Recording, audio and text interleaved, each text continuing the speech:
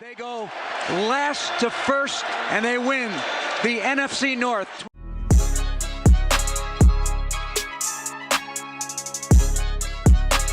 Guys, welcome in. This is the Black Bears Den podcast. I am your humble and gracious host, Justin, and I have a very special video for you guys today. It is a response video to my co-host over there at Cheesehead to the Deathbed TV, Christian. It's a response video to his key position, or not key positions, but position comparison video that he did earlier this week. I'm going to be doing the same thing over here because it is Packer week and we're going against each other in every single way that we can. Fuck the Packers. But let's get straight into it. Make sure you guys follow me on Twitter at _Justino__, and everything else will be linked in the description below. First things first, let's get this injury report out the way because we do have some updates. I'm going to start with the Packers first. Out for them is Lucas Van Ness, Savion Williams, and Devontae Wyatt. That is a big loss for them. I know that hurts. Jaden Reed is questionable. Nate Hobbs is questionable. Matthew Golden is questionable. And Javon Bullard is questionable. Quay Walker's a full go, too. Quay Walker is a full go, too. I was worried about that. I'm not necessarily as worried as I was earlier in the week as I was about it, but hey, he is a full go. For us, Rome Odunze is out. Did not participate all week with a foot injury. Tyreek Stevenson also did not participate all week with the hip. Ruben Hippolyte, same thing with the shoulder, out. Looks like Andrew Billings is a full go with that concussion. I was worried about that earlier in the week. TJ Edwards, limited 2 days, full participant on Friday, full go.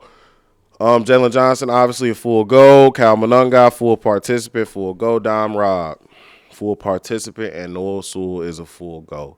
Looks like our linebacking core has gotten it together in terms of the health bug, and I'm happy that we can go out there and at least look somewhat at full strength. Kind of wish Tremaine Edmonds was there, but he's still on IR. Okay, let's get into the video though. First things first, let's start with the quarterback. Now, Christian has this thing where he believes that at the volume that you throw the 50-50 ball dictates how good of a quarterback you are. I don't agree with that. I have a more conservative outlook on football, but I see where he's coming from.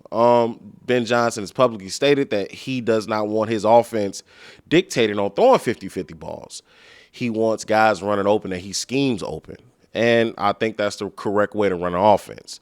I also don't agree with Christian about that 50-50 ball thing because that feels like that's more on a receiver than it does the quarterback. You know what I'm saying? Because the receiver's the one that has to come down with the ball.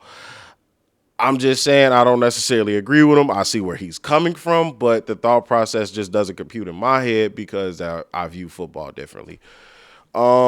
Outside of that, statistically speaking, Jordan Love and Caleb Williams are 10 and 12th ranked quarterback in the league. Caleb being 12, Jordan Love being 10. They're in two different spaces in their careers, two very different spaces. Caleb's on the second offense, learning how to be a quarterback in the NFL, and I'm giving him a little bit more grace than I do Jordan Love. Jordan Love is playing off the wall right now. That Toyotathon shit might be really, really fucking real because he's playing out of his mind right now. 19 touchdowns, 3 picks. It's kind of crazy. What is it? I think he's only thrown 1 pick in like the last 5. It's stupid. But if I have to give a push to a quarterback, I don't think I will because I think it's even. Jordan Love is significantly more consistent, especially coming out of breaks or playing deeper into the first half. Caleb comes out of breaks well. I don't think Christian mentioned that like Caleb only looks good during the scripted plays. I don't think that's correct anymore. I think Caleb has developed past that point. Caleb does respond after halftime well. Caleb obviously has a walk-em down gene in him in the fourth quarter because he puts us in positions to win games, and he's been doing it since last year. Jordan Love, though, is a bit more consistent. Jordan Love delivers the ball well. I don't think Jordan Love is as good in high-intense situations. I don't think Jordan Love plays the game as good as Caleb does when the lights are the brightest, but it's a trade-off. So for quarterback, neither one. I think it's dead even. I think we go into this game with a dead even quarterback. Or dead even at quarterback. Moving on to the running back rooms. Josh Jacobs and Emmanuel Wilson versus DeAndre Swift and Kyle Monangai. Push Bears. I'm definitely going more with our running backs. I think especially since Ben Johnson just figured out how to get this team to run the ball well, because we all know that we struggled early in the season with running the football. I was out on DeAndre Swift. I was completely out on DeAndre Swift, and I didn't necessarily believe in Kyle Monangai. I was still hoping in Roschon Johnson. But Ben Johnson has proved me wrong in every sense of the word. He has displayed that he knows how to get the most out of a running back room no matter where he is at. That's not a knock at Josh Jacobs. Josh Jacobs is still 186 carries, 731 yards. Emmanuel Wilson, 85 carries, 341 yards. That's not nothing to like necessarily scoff at. They're still running the ball well up there in Green Bay. I'm giving them a little bit more credit than Christian is. Because Christian don't really like their running room, but I mean their running back room, but I mean, hey, but push Bears, definitely. Moving on to wide receiver room. Romeo Doubs, Christian Watson, Devontae Wicks, Matthew Gold. The Packers wide receiver room is significantly deeper than our wide receiver room. We're a bit more top heavy with a little bit more star power. I'm going to go push Bears. And that's a lot closer than the running back room, because I'm not saying that we're necessarily that much better than them in the receiving room. It's just that I believe a little bit more in DJ Moore. Oh, well, Rome Odunze is out. So you know what? I changed my answer. I'm going to give them push Packers because the room is a little bit deeper. Now, that's not a knock at Olamide Zaccheaus, DJ Moore, Luther Burden. I pray to God that boy has a breakout game today or tomorrow. But it's just that room is a little bit deeper. So I'm going to give them push Packers. Moving on to the tight end room, Cole Kmet and Colston Loveland. Colston Loveland is down as tight end 1. I don't know why that is, but I mean, possibly it is that way in the actual tight end room inside Hallis Hall. I'm not sure. But Cole Kmet is still tight end 1 to me, but our tight end room is significantly better than theirs, and that's due to the injury of Tucker Kraft. If Tucker Kraft was there, we'll have a much closer conversation with the two. Moving on to the defensive line. Well, let's go O-line. Christian didn't do offensive line. I'm going to do offensive line. I think our offensive line is better. Our offensive line has meshed and begun to play very, very good football. That's not necessarily a knock at the Green Bay Packers, because me and Christian talked about this on the episode. Again, shout out to the Cheesehead, to the Deathbed TV over there.